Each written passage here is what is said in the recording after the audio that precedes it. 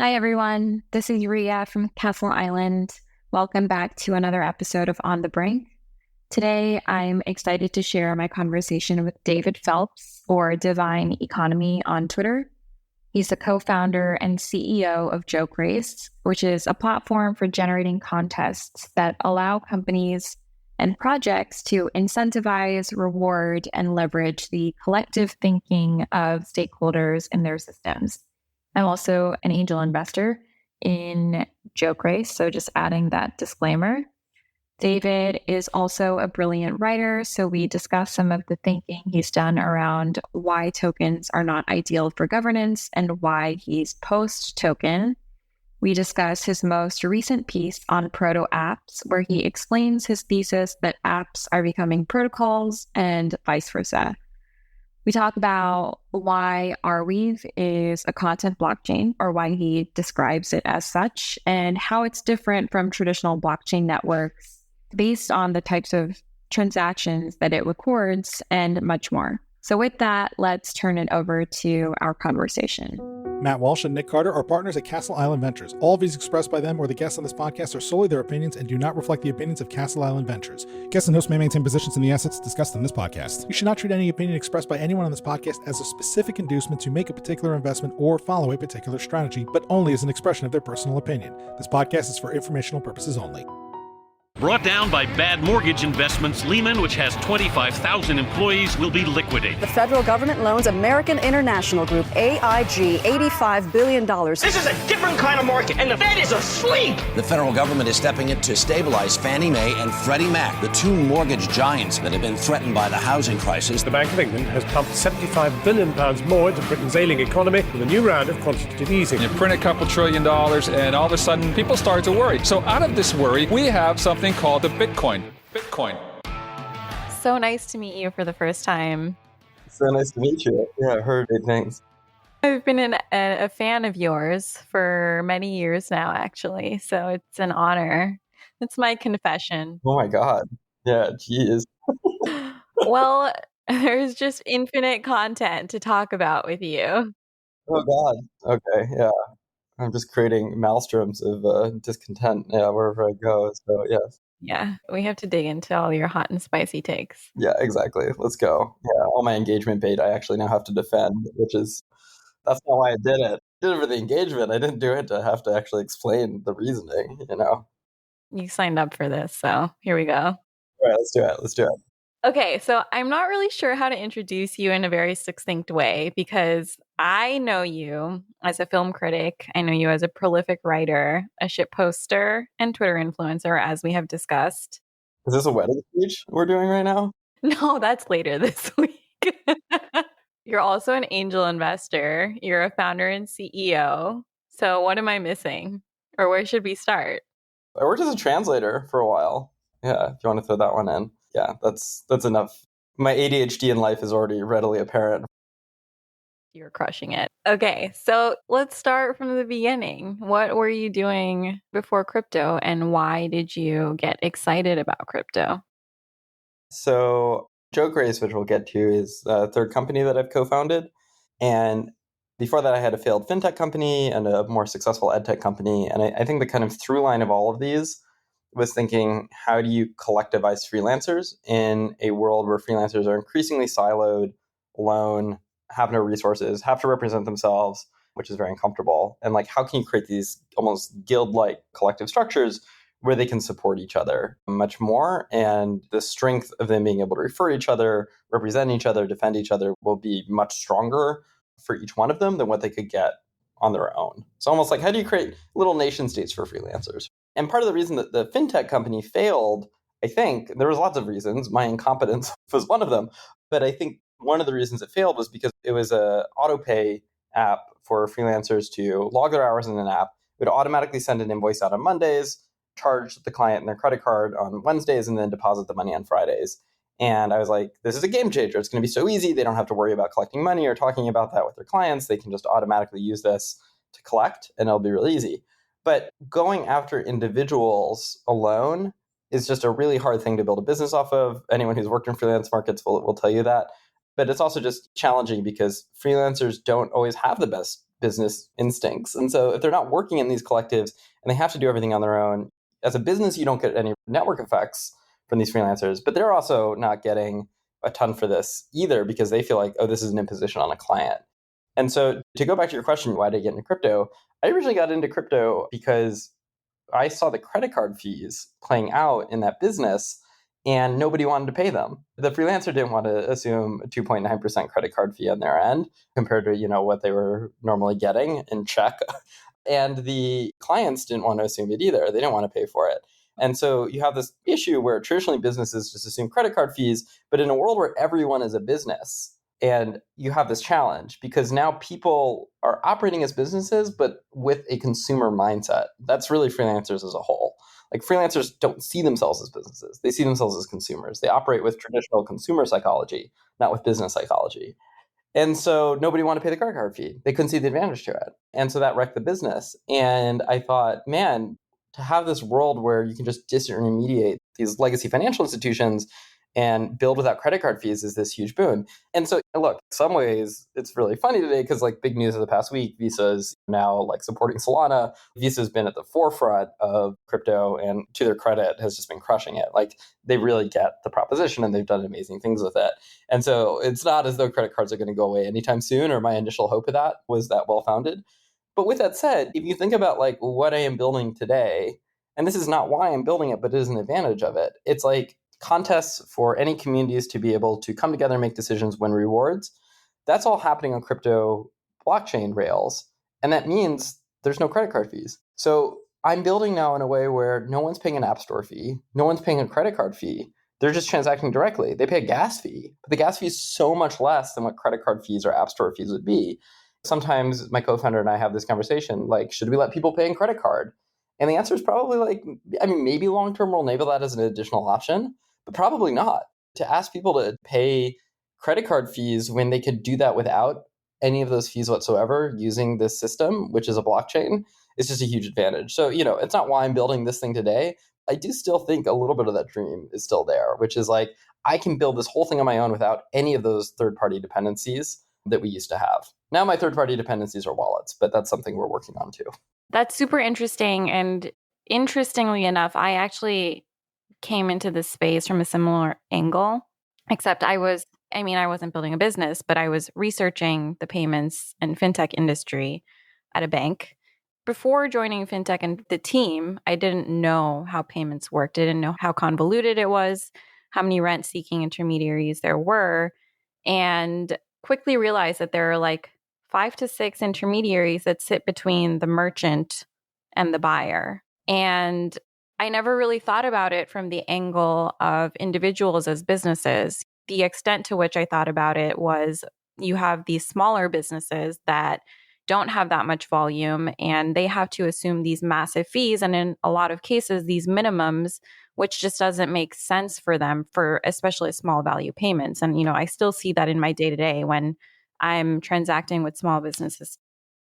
I mean, it's so interesting seeing something like Plaid become this dominant player. Whereas T-Mobile wrote me last month to be you're going to pay $5 extra every month for using your credit card.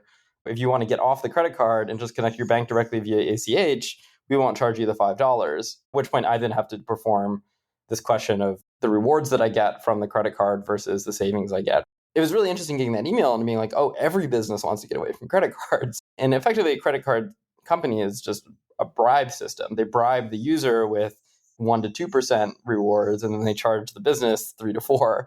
And knowing that the consumer is going to dictate what the business has to do, it's just a really smart model. But you see, now there is a mass movement to get away from credit cards by major players like T-Mobile. And the dependency there is they can use something like Plaid to just immediately let you connect your ACH. You don't have to do what you did 5 years ago of writing in the routing number and the account number. It's just the UI UX is much smoother for it now. And that's the bet is credit cards have won because they can bribe you and because the UI UX is better. It's a lot easier to swipe. And it's a question of well, what about this thing Plaid that presents this new UI UX? It's so much easier for settlement directly from ACH. The immediate question that you see that you should ask when you see Plaid being successful is, well, what about blockchains? If Plaid can do this, there's an even easier way actually to remit payments anywhere between any two individuals who need to transact. And that's actually called a blockchain. It's funny because the fintech worlds and the crypto worlds are so separate. But I think there's a lot of us who come to crypto from fintech being like, oh, this is clearly the next evolution. Like, this is just the next stage for it. I think it's starting to converge. To your point, we had this announcement from Visa last week saying that it's going to allow issuing banks to pay merchant acquirers, which then flows down to the merchants in stablecoins, so stablecoin settlement. And I'm hopeful that rather than us doing away with cards completely, we kind of evolve how we get the benefit of the UI UX and the ease of swiping combined with the instant settlement and reduced cost of transacting that blockchains afford. But again, the we here is us as Americans, and we live in the only country that has these kind of credit card fees. Europe, there's laws where they can only go up to like 2% or something. And then rest of the world, it's WeChat or bankless, unbanked. Even this question of what we want as Americans, it's like we're a very limited segment for what crypto actually is going to be able to enable, which is why I get distraught sometimes when I see the obsession over American candidates in SEC. And it's like, yeah, of course this matters for me personally. I'm an American. But like the system that we're building is so much bigger than this. That's so true. It's really important to zoom out and be like, okay, we get really caught in this bubble of what we want and what we do here, but often forget the promise that crypto can afford to people all over the world that just don't even have basic financial infrastructure. So you mentioned your co-founder. We've established that you are a founder. So tell us about your company, your project, your protocol. So what Tron and I are building is Jokerace. So Jokerace, I'll call it a platform. It's a little bit more complicated, but I'm going to call it a platform for anybody to be able to create a contest on any EVM chain that they want. And what I mean by a contest is they put a prompt out to a community, and then people can submit responses, and people can vote on their favorite responses. And if they want, you can add a rewards pool on this to reward the top submissions as well, which I can go into. So within that framework of saying, okay, there's a submission period where people submit responses to a prompt. There's a voting people vote on their favorite responses. You can design however you want, how long those periods run, what the prompt is, and most importantly, who gets to submit and who gets to vote. And so that could be the same people get to submit and to get to vote. It could be totally different people who get to submit and vote. One could be a subset of the other. So if you think about like the example I always give, like traditional DAO governance. Traditional DAO governance is like a core team puts a proposal to a community to vote on. And so in that case, if they wanted to do that with us, they would have the prompt be the proposal. They would only allow lists themselves to submit. And then they would submit two options. Yes, we approve this proposal. No, we don't approve this proposal. And then the whole community would come and vote on those two submissions. Yes or no. And so that's traditional DAO governance. You have like a very small team that submits and a giant team that votes. But you can imagine you can invert that. And instead of having a small team that submits and a big team that votes, you could have a big team that submits and a small team that votes.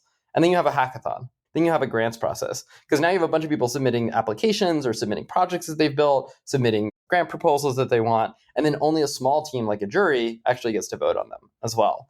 And so you imagine what this can be used for, it starts extending all over to any sort of contest, right, that we have in society. So you can have elections, you can have bounties, you can have prediction games. All of these become totally possible within this kind of framework. Grants, hackathons, award ceremonies, remix contests, co-created content, any sort of decision that communities want to make on chain, they can do through us.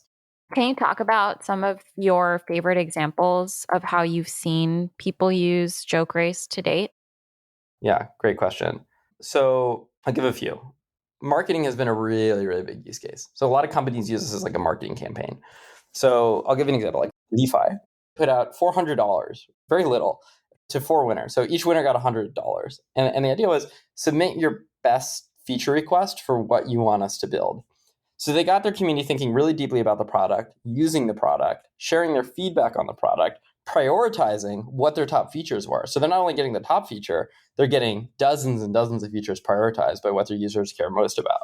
They're also then getting all of this on chain. So they're getting all the data from their users about who's been valuable, who's participated, who's won, who had like an idea that really resonated with the community, who's voted, who tends to vote similarly. If they want, they can go through wallet histories. They can see, okay, these are our power users. This is the kind of DeFi protocols they use. This is the kind of NFTs they buy. If they ever want to do an airdrop in the future, they actually have identified who their most valuable users are, who have actually contributed the most interesting ideas. If they wanted to, they could add other incentives. They could say, to submit in this contest to win $100, you have to have deposited XYZ on our platform, or you have to have swapped a minimum of XYZ transactions on our platform. And then people are incentivized to do that in order to participate. They could also give voting power to people. The more swaps you've done, the more voting power you get. So they can start creating all these incentive loops. And then finally, they can say, look, go on Twitter. If you want to win this, you have to advocate and campaign for it. And you could get people going on really to say, please vote for me. And then they're marketing and distributing LeFi as a product, as well as the contests. And you get this like user-generated marketing effect, where it's the users who are doing the marketing for you. A similar example would be like Eco, which created the Beam wallet, used us, and they added rewards, but the rewards are actually their own token. And so you think about what they're doing is it's like, this is a new type of airdrop, where they're actually like airdropping their token to the most valuable people in a way that cannot be botted. Because the people actually contributed the most valuable like feature request that are now getting that token. And so they're slowly putting their tokens into the hands of the people who actually contribute value to their platform in a way that can't be airdrop farmed at all. So stuff like that, I think, it gets exciting. Other ways it gets really exciting is thinking, because this is fully on chain, any decision long-term could execute across another service. Once you have made a decision on chain, you're putting data out there that anyone can read.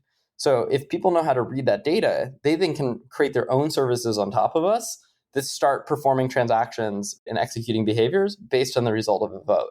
So Hats, for example, Hats protocol, which creates role-based NFTs, built on top of us a module so that if you have a contest to say, hey, who should be secretary in our organization? Who should be treasurer? Whoever wins that automatically gets the hat because they built that on top of us. And you can imagine there being like a lot of other use cases for that, like long-term, where you could have retroactive public goods funding, where people decide what the metrics should be for like allocating funds to projects. And then that's automatically run through like a state proof on Lagrange or something like that. Or really simply, who should be on our multi-sig? They're automatically added. There's all sorts of ways that it starts to get really exciting when you think about the ways that this can combine actual executability with financial, social, reputational incentives and rewards as well for participating in these. The really big contest right now is Arbitrum. Arbitrum set up 4 contests with us, determining their mission statement. And so really getting the community to drive the direction of where they're going.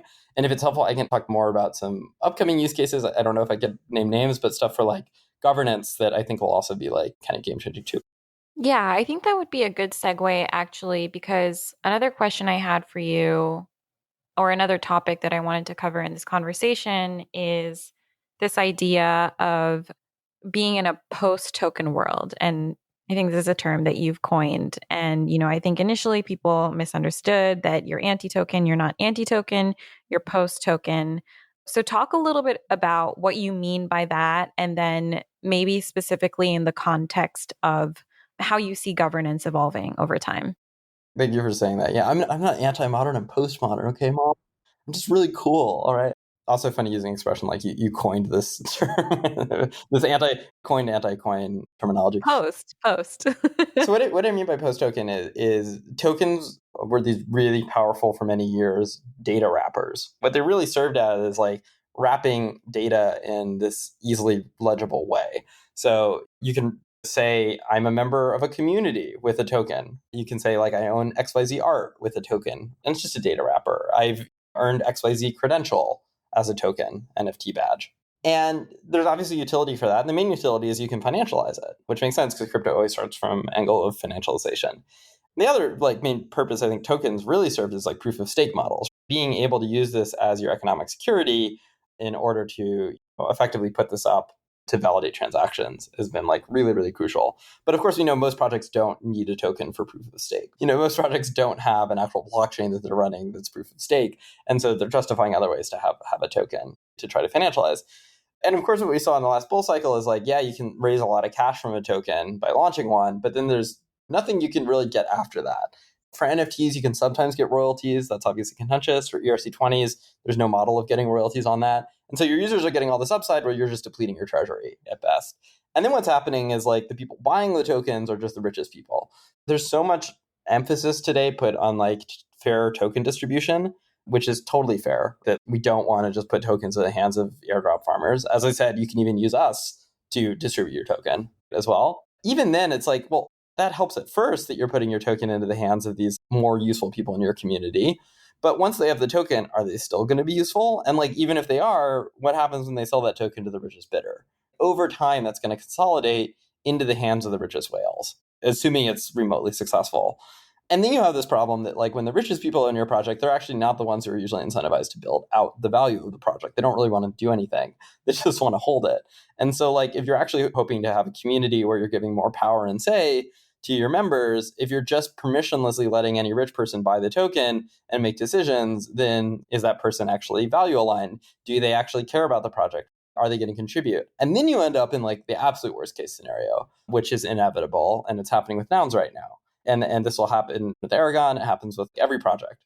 And that's that the value of the treasury represented by the token is greater than the value of the token itself.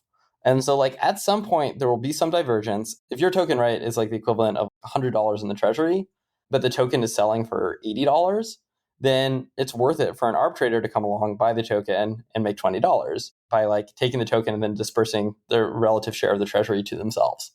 And this ultimately happens where you get these rich people, when they see that arb, coming in, flash attacking treasuries, taking them over. And that's how you get the Nouns fork that's going on right now. That's why Aragon had to protect against pirates, etc. So ultimately, it's not only that the token isn't value aligned with your community, it actually brings in the worst people. It brings in arbitrators who are actually going to undermine you and drain your treasury once you let this experiment go on long enough. And then the question is like, well, why should that be the basis for governance in the first place? If you step back and you think, who should be making decisions? Do we just want plutocracy based on like someone who like airdrop farmed? I tweeted this today. We're just in this stage now where like everyone's pretty sick of crypto because we've seen over and over again the rich just always win. This system was supposed to be an alternative to our traditional economic system. And instead, we just see over and over again the people with the most bots, the people with the most tokens, the people who are able to hack you, rug you, like with the most followers. Those are the ones who win. And so what we've been thinking about is like, it doesn't actually have to be this way. Like tokens are not the only way of having data on a blockchain. And so actually like what we do, which is so simple, is just a CSV. We let you just upload a CSV where you say addresses in column A, voting power in column B. We put that into a Merkle tree in a smart contract, and then that's it. And we let you deploy that smart contract to the chain you're on.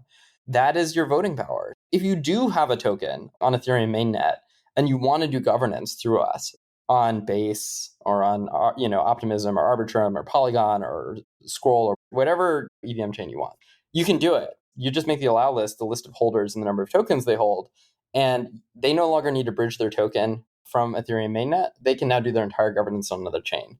But you could also do like a lot of other interesting things. You could say, well, actually, and so there's a DeFi project that's going to be using us for governance. What they'll say is you do have to have a token to participate in governance, but the token isn't the basis of voting power. So you have to have 1,000 of our tokens to participate. But once you have 1,000 tokens, the actual voting power is based on the amount of ETH that you have deposited into our system times the duration that you have deposited that ETH. And so this is like so complex. And you're like, wait, what is this like Byzantine governance system that, requires all these variables? But you start to think about it and it's like, okay, now there's an incentive to deposit ETH into the system because that's what's going to get you governance power. There's an incentive to continue depositing it because you'll get more governance power over time. It means that anytime a decision is making, the power is going to the current most active users. It's not people who want tokens in the past for previous things they've done. It's the ones who currently are most active and helping. And it means you can't flash attack the treasury because anyone who came along and just, suddenly deposited a bunch of ETH doesn't actually have that much power because they don't have duration. It's the OGs who have the power because they've been there for a long time. And so it solves all of these issues that you've seen in traditional governance while aligning the actual interests of the protocol with its users to say, let's give power to people doing the thing we want them to do, which is to deposit into our DeFi protocol. And that's the basis of governance. And that's only possible when you move to this post-token system of thinking, man, it really doesn't have to be this way. Like tokens really don't have to be the basis. And you can still have this super financialized system that actually is creating better financial incentives for your community by moving to this post-token model.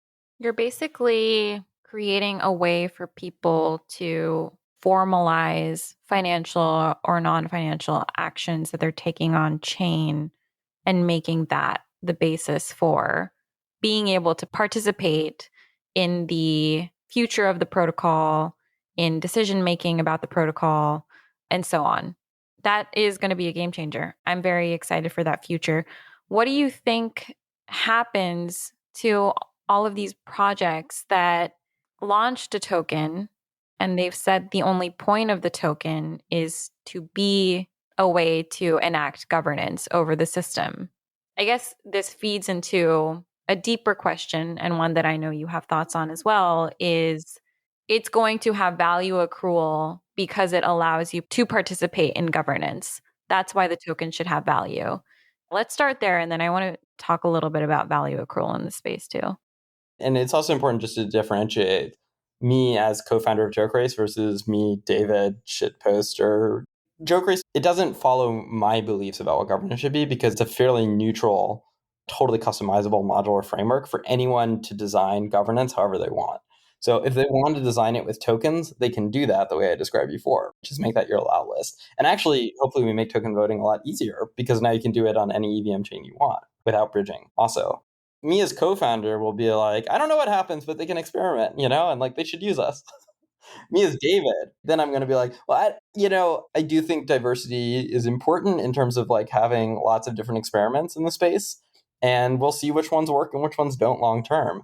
But I'm personally skeptical that those projects are really going to win because like, are they the ones that actually are creating the best system for coordination and decision making? You look at DAOs that do really well, they tend to be highly permissioned. It's stuff like Blackhand or it's stuff like Boys Club, where it's like, you got to get into that because the members have to vouch for you and know that your values aligned and that you're actually going to contribute meaningfully. You can't buy your way in. And it's like, why would you want a system where you could just buy your way in? I guess like answering honestly, there are different types of communities formed off-chain that give us models for this. And it's like there are country clubs, right? And a country club is a place where it's permissioned, but it is also a buy-in system. And to some degree, what you are buying is the ability to meet other rich people. That's why you're there. And I do think there will be DAOs that will serve that purpose and have served that purpose, where there are online country clubs. They're a way for the nouveau riche crypto people, those of us who do not play golf. We grew up playing World of Warcraft instead, but we want to now meet other rich people and maybe play a nice round of World of Warcraft with them and their family on Sundays or whatever. And it's like, yeah, a DAO can serve that purpose. It can be a 21st century country club for rich people to buy their way in. I think there does still need to be some permissioning on there. Essentially, it can serve that function. They might do well with tokens to have that. But the majority of communities that exist in the world and increasingly exist in a more democratized internet era are not country clubs and they're not art galas. And so it makes sense we would start there because like we had created a system that, with $100 gas fees was even only affordable to the ultra rich who had made all this money and wanted to meet other rich people. Like it makes sense we started with a country club model, but I would like to think the country club model off-chain and on-chain is really only 1% of the kind of communities that ultimately can be built. Another narrative that you've talked about, and maybe this ties in a little bit, is this concept of we've solved for attracting users to the space. We've solved, and via tokens or token sales, we've solved for attracting. Yeah, just buy them off. A one-time influx of revenue. But we haven't really solved, or maybe are in the process of solving for retaining these users, or extending the analogy, creating a more recurring, stable flow of revenue into a project or protocol over time. Yeah. How do you think about that? I'm going back a long way, so I'm probably butchering this, but Ferdinand Brodel, who's an amazing historian, has a book called The Mediterranean.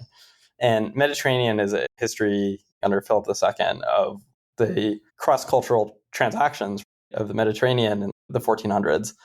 And it's told through the geography of the entire land. And there's like this amazing point where he talks about, if I'm remembering this correctly, that the people in the mountains would convert most easily to any new religion that came along. So any new one that came along, it was like they didn't have anything else to do than worship, right, in the mountain. And so the new religion that came in, they would be totally transfixed. They would make it the center of their life. It would be like 24 hours a day. This was what they did. This was their culture. But because they converted so easily to this new religion, it meant any new one that came along, they would also then convert to as well. That one would then have total sway over them too. And there was nothing mooring them in any other kind of like value system than whatever was coming and being told to believe in. And people in the cities were the opposite. Like people in the cities were not that religious. They would not spend that much time on religion. It was not the focal point of their life. They would not care that much about it, but they would stick with it for centuries.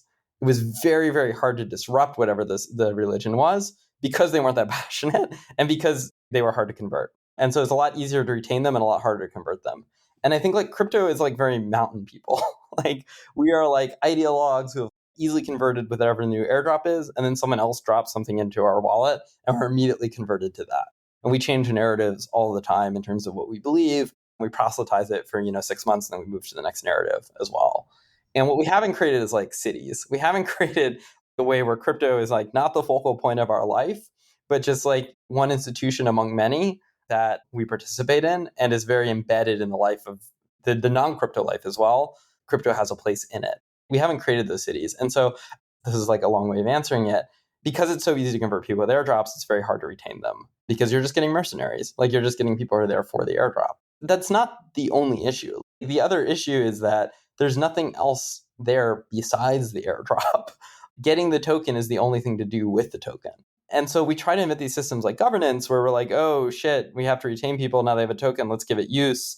But the only use is voting. And voting is not really that powerful. Your ability to go and vote for things, that's not exactly how you want to be creating content on the internet. You don't want to be known as like the way that you want to create a tweet, have that appreciated. It's not the same as like your feeling of like, let me go vote for something and have that being appreciated because it's totally rote and replaceable. It's a fungible activity. It's not one that stands for your own unique contribution. And so I think like we just haven't created these ways for people to actually contribute meaningfully, to share their ideas and to build social relationships with each other. And like that really was kind of the foundational point for Jokerace, was thinking all of these governance platforms have focused on voting. Like what if we focus on submissions instead?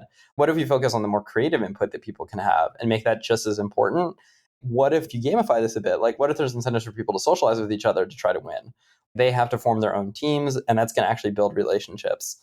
Just something I think about a lot is like any good game you play is usually a game where you're trying to destroy your friends. You sit around like a board game and it's like, you want to kill each other. And then like, that's how you become friends together, is by like committing massive acts of like mock violence against each other. And that's like what creates unity among people. And it's like trying to optimize for people not to be anxious and to have totally collaborate is actually not a good way to get people to collaborate. You want to create staged chaos where people can fight each other, battle it out, are anxious about what's going to win. That's what gets people excited and much more committed to the game. I think we have a long ways to go ourselves in building that out. We're still at the very, very beginning stages of that. It could be a lot more fun, but that's going to be increasingly, I think, a goal for what we're doing, is thinking financial incentives are great and they get everyone in the door, but you need to have social incentives to get people to stay. I really like that analogy that you started with.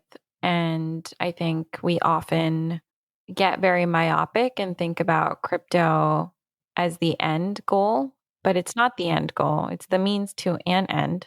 You actually had a tweet, I think it was yesterday, about being a one issue voter and the potential negative consequences of thinking of crypto as the end goal.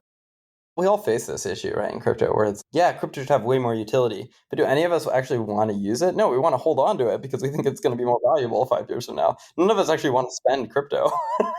We all know we need to in order for this thing to take off, but it's like we don't want to because we believe in its long-term value, right? And so it's like there is a way where those of us in crypto are actually the worst incentivized to think about what's best for crypto, because we all just want to treat it as an end. We're like, this is our bag. How do we help it go up? Instead of thinking, man, let's actually spend all of this because that's going to give it a lot more utility if there's ways to spend it and use it. I want to touch on something that you brought up a little bit earlier in the conversation around automatic executability and composability. And specifically, you published an essay recently, this new thesis on proto apps, where you kind of explain this argument that we've been having about apps versus protocols needs to be reformed, and that instead, today's apps are protocols and vice versa. So can you expand on that? Yeah. So contentiously, I think the example I actually gave was outside of crypto, which a lot of crypto people did not appreciate. And the example I gave was actually ChatGPT and being like, ChatGPT is this incredible app. We talk all the time, like, why haven't there been any major apps in the last 10 years? And it's like, well, suddenly there is one on our doorstep in the past 6 months, and we're not talking about it as such. And part of the reason we're not talking about it is because it doesn't really look like apps that we're used to. It was launched as like a web app. It doesn't have a specific use case at all. It's not totally social because you're really talking to yourself or like a higher version of yourself. And then I think like what's maybe most interesting for it is just a front end to a protocol. They spent years and years building OpenAI without any use cases, and then they just threw this like really simple front end on top of it called ChatGPT, and then they threw another simple one on top of it called DALL-E, and they could keep throwing more on top of it. And it's like suddenly the whole thing was unlocked. And where that gets really interesting is thinking, okay, this is a front end for the protocol, but what that means is it's also a front end for any other service built on the protocol. Now they have ChatGPT has these plugins like Expedia or like Wolfram. So if you want to do math, you can ask it to do math. But if you wanted to book tickets for you to Tahiti, it can book tickets for you to Tahiti. And it's like suddenly, wait, this thing is a virtual assistant that can execute actions across the entire internet.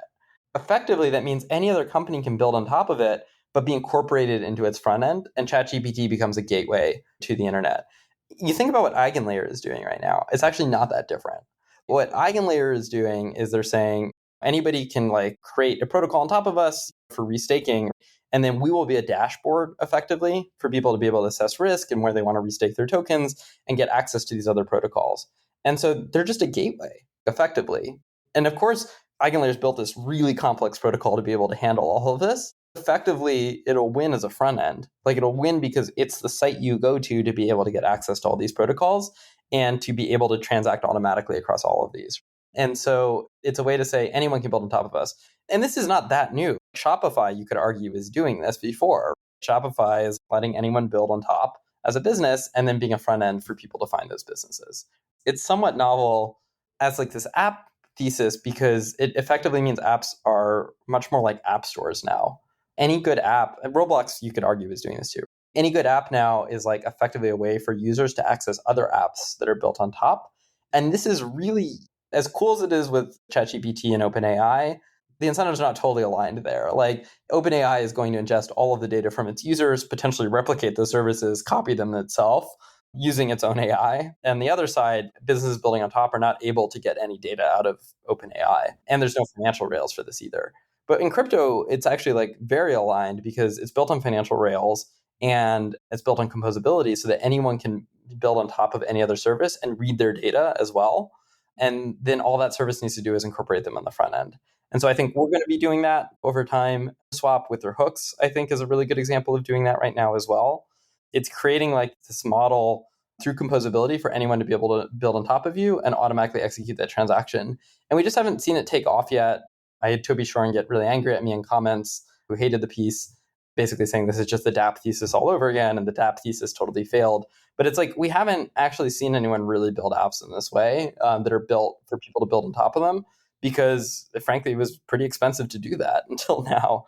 And because people still work in these old mental models of wanting to silo all their data and thinking that's where the advantage is because that's where the advantage was in Web 2, instead of thinking, no, actually, I can build a front-end moat by being a gateway to the entire internet and to all these other services while helping them build their businesses too. It's a new way of working that we're just starting to see now take off. It's also just so refreshing point of view because it's so much more positive sum than we've been historically. If you win and you're built on top of me and vice versa, then I win. So the more you win, the more I win. And so I love that framing. It also reminds me of a very specific instantiation of this in Web 2. I don't know if you ever used If This Then That I think used APIs of popular apps in connection with one another. So one example, I remember using it to port over, I think it was my music from SoundCloud into Spotify. So it would connect the two. Blockchains being so much more open and actually optimizing for composability and openness really allow you to do this at a larger scale. I think a lot about crypto being like the next extension of the creator economy in which devs are the creators. Traditionally, we had user-generated content. that could be featured and you would go access an app to get all this user-generated content. And now it's almost like you're going to get like user-generated apps. A hook on Uniswap is like a user-generated app, something that maybe some teenager took 3 days to build, and then everyone can use it, and potentially it could take a cut as well, and that teenager could live for life off of this business they built in 3 days, or at very least Swap, if they fund it, should be funding them or paying for it too. And the hook itself is also composable. It's like, well, now you could create a hook. You're taking like the profits from your liquidity pool on Uniswap and depositing that into Aave automatically, and then taking those profits and distributing it to LPs. Like that's a hook that could be created. And so it's like, it opens up this whole wild wonderland for all these services to build together and to build off each other in this new way as well. It's user-generated apps is effectively what a hook is.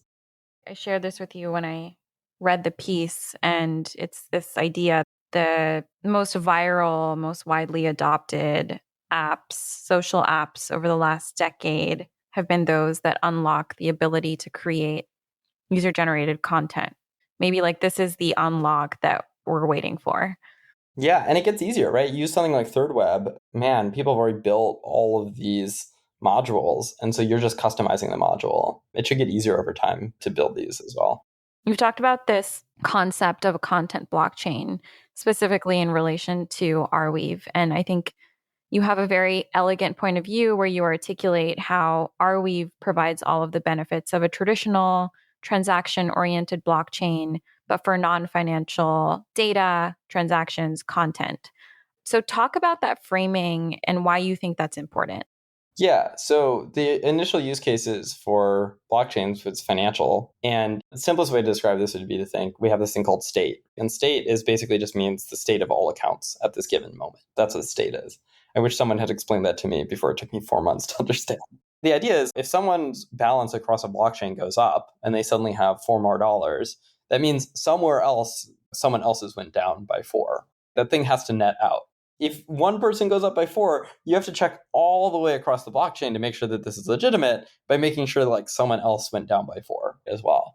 And what that means is when you're verifying state, you're verifying the entire state of the blockchain at any given moment for these financial transactions, which in some ways are like, I don't want to say zero sum, but like, they net out to 0, let's say. Of course, there's inflation and other things too. And so that's like why every block we're verifying the entire state. And that's also why we have this thing called state bloat, where it's like the more successful a blockchain gets, the more painful and expensive it gets because there's more state to check. There's just more balances to simplify it. And what's really cool with content is it doesn't have that dependency. If one person uploads a video, that doesn't mean that you have to check that another person deleted a video or that someone else uploaded a book. Those are totally independent actions. When you want to upload content onto a blockchain, you don't need to verify state every single block. You can just check every 5 or 10 minutes and make sure that content's still there. And so it's way cheaper. It's so much cheaper. And that's why we keep running into like how expensive it is to try to put like an image on a blockchain. Never mind trying to put something like a video onto a blockchain. Because to verify all that data, it costs a lot. That's why we have all these conversations about danksharding and blobs. And then those happen to be called this question also right now, which is like, okay, once we even have those blobs, where are they going to go? Like if we have to call that data every 2 weeks, where is it going to go? And the answer in my mind should be Arweave, because Arweave effectively is a blockchain according to what I would consider a blockchain. And what I would consider a blockchain, it's credibly neutral, it's immutable, it's decentralized, it can be verified by anybody. And when you have those key characteristics to say this is a way of processing data, it can be verified by anyone in the world, anyone can do it, and you have the closest thing to objectivity, which is actually subjectivity, it's total social consensus of people all around the world verifying this thing is true, then that's creating a really strong system for content data as well that ultimately can be a lot cheaper than the way things have been stored in the past, but also really protect them from centralized forces that might want to censor them as well. And then ultimately, I think, provide provenance to say, here's the first person who uploaded this. They're the creator of this. And Bundler, project I work with, is really working on that side of things, of really creating the provenance layer so that you can establish and attribute this content to the original creator as well, which then gives rights to royalties. And then that in turn enables composability because anyone can take that content, rework it, remix it, and not worry about getting legal permissions from the creator because those are already inscribed in the smart contract or automatically have royalties attached to them as well. I think crypto is in many ways like the next extension of the creator economy and user-generated content. That's really the unlock of composability, is like now anybody can remix anyone else's content without asking for permission, because those permissions actually are set in the smart contract itself for what they're able to do with it and how much they have to pay them out. And so that's the dream. There's obviously a lot of technical challenges for getting there, but I think Arweave is really the project that's like building towards that future. We've talked about co-creation quite a bit. In kind of the last few minutes, I want to get your take on when you think about co-creation and the ability of this space and these primitives that we're building to unlock and reward and formalize co-creation. What is one of your favorite use cases? It's interesting. Sometimes you get pushback and like, well, no, artists have to be geniuses. They operate, in a cave and their own misery and haunted by their nightmares. That's how they create their works of genius. And it's like the Bible is co-created. Like every blues song, like no one knows who wrote it. It's been passed down through covers over time. Jokes themselves, right, are retold over ages. Hip hop DJs, all remixed content. All of this is like forms of co-creation that just permeate culture. There's actually very few examples of individual creators who are out there. The example I get really excited by is like thinking like what Fred Again has done with building a community, where Fred Again has like gone out and like done contests, right? To be like, hey, I'm dropping like a half completed track. I want you to complete it. And then everyone gets excited because now they get to co-create with Fred Again. They all get to like create their own version of it, remix it, try to submit it, try to get attention for it. And you can imagine like doing that as a contest where it's like everybody could submit. Maybe the jury could even be like music producers. And so like regardless of whether you win, you're getting a chance for your music to be heard by Fred Again, right? Or by these music producers as well. You're getting distribution for it in this way where it's like, and if you do win, you've co-created a song with Fred Again. He's like throwing this track at you. I think stuff like remix culture really is such a good template for like what online communities should look like. And I think like you look at why Fred Again is huge. It's the music's great, but it's not the music. It's the ability to co-create with fans over and over again and create interactive experiences with them. That is why Fred Again just like wins as like the number one DJ in the world today. And I think giving creators that way to like co-create with their community, listen to their community, get feedback from them. Even when you're talking about like a feature request, that's co-creation. That's a community saying, let's hear what you want us to build, and then we'll build that. That's co-creation. That's dialogue back and forth with your users. Everything contest in some ways, I think, does come down in some ways to this kind of co-creation of creating an interactive layer between creators and their communities. I love that. I have a bit of a non-traditional last question for you. Going back, you used to be a film critic. Based on my friendship with you, have just a lot of knowledge and have seen a lot of films. So I want to know, do you have a favorite movie that's informed your view of the crypto space? Good one. I would say Adam Curtis's Century of the Self is certainly one that I always think about when building businesses. The key example in that one for me is like Betty Crocker. Betty Crocker like created this like perfect cake mix in the 1950s for housewives who were like harried and didn't have time to, do everything at home and were expected to perform all this domestic labor. And it was like you just added water to it and then you had a perfect cake. And they went to sell this and no one wanted to buy it. And they couldn't figure out why. They created this perfect recipe to save all these housewives time to create a cake. And what they discovered was that the housewives didn't want to do it because they felt like they didn't have their own imprint. Like they felt like it wasn't co-created. They hadn't actually made the cake themselves. They had just poured water into a batch and then Betty Crocker had made the cake. And they wanted to feel like they had made something with love that had been required some work. And so what Betty Crocker realized is actually let's remove the egg from the recipe and make all of these housewives add the egg into the cake and make them do more work. Because when they do more work, they will feel more involved and provenance, more attribution to themselves as the creator of this work. And sales exploded. Wow. I think about that example so much. People actually really like doing work when they know it's valuable and they know what they get out of it as well. I think in terms of co-creation, in terms of anybody being able to take something and then add their own imprint to it, that's a lot of what's really exciting about like the world of composability. That's great. Yeah, make it easier for people to express themselves and their identity online. It has been such a pleasure to have you on. I could talk to you for hours about a million other things. For the listeners, unfortunately, this is where we have to stop. Thank you so much for coming on. Oh my God, thank you so much for having me, Ria. I appreciate it so much. Thanks for listening to another episode of On the Brink with Castle Island. To find out more about Castle Island, visit castleisland.vc. To listen to all of our podcast episodes, please go to onthebrink-podcast.com or just click on the tab in our website. Thanks for listening.